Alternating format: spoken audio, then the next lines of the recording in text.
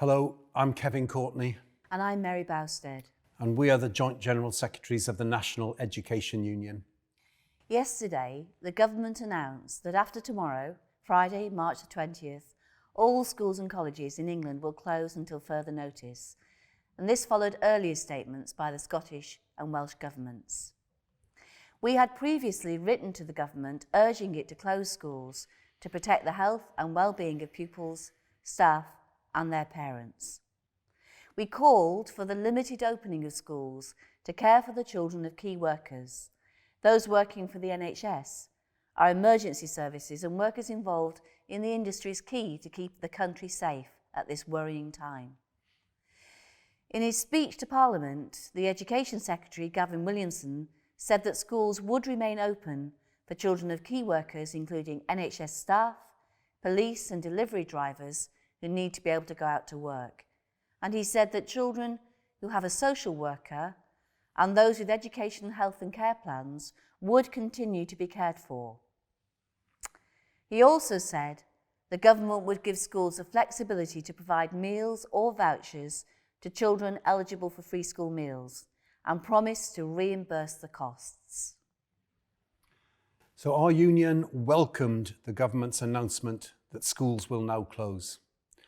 We think it was better for this to take place in an ordered way rather than the chaotic pattern of closures that was developing.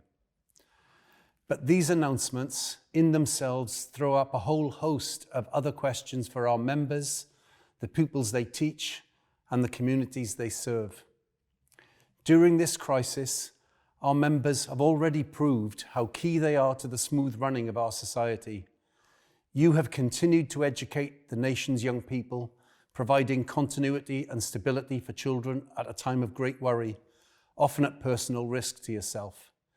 Many of you fall into the categories most at risk from this terrible virus: pregnant women, those with underlying health conditions, or those of you that are caring for vulnerable loved ones.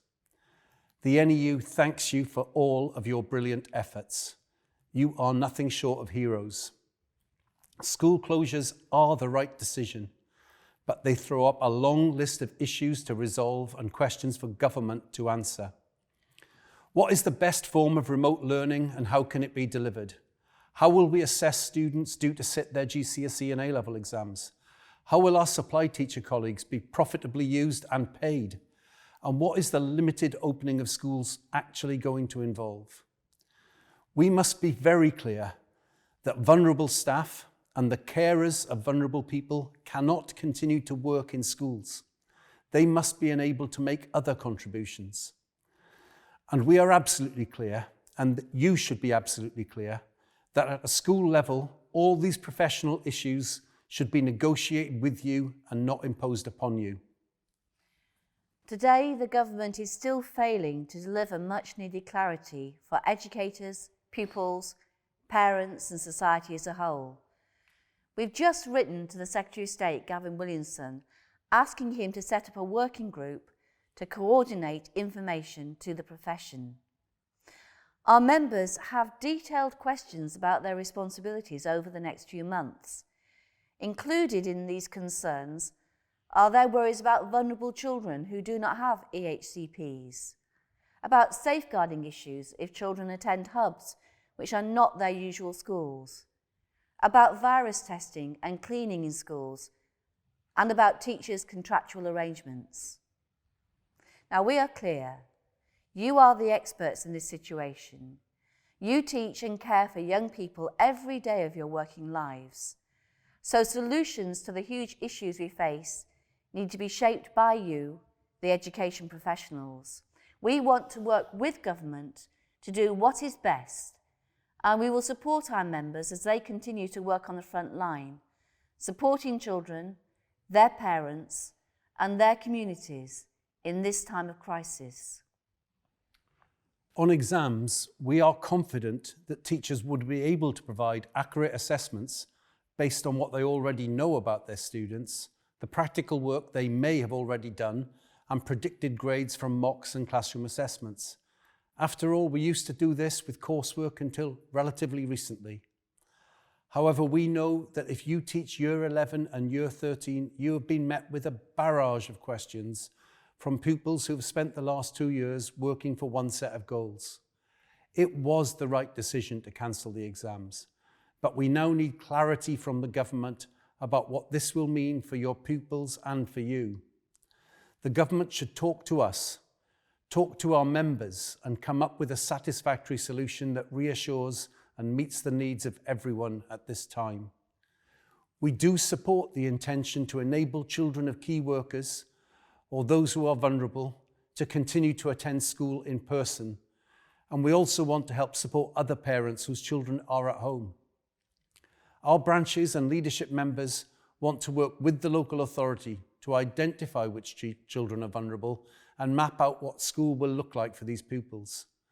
But again, we say, at school level, this must be negotiated with you. We don't think that every child with an EHCP plan or statement should or can remain in school from next week. It's just not realistic or feasible for every special school to remain open. Indeed, many have already closed because of underlying health needs of their students, or because the ratios of staff to pupils could not be met and because it wasn't safe for students. So the government must work with us to establish a system to identify which pupils with SEND can continue to attend and which can't. Every staff member is already working fast and hard to prepare home learning packs, to populate learning platforms, and to reassure and support distressed and anxious parents and students. There is an unprecedented emotional impact, especially amongst those facing uncertainty about exams and those young people who need structure and continuity, such as those on the autistic spectrum. The challenges in the weeks ahead can only be met if school leadership teams work with you and the government with us. You really are a key part of this process. You are the nation's professional and caring educators. Thank you for all that you continue to do. Your union will be here with you throughout this crisis. Thank you.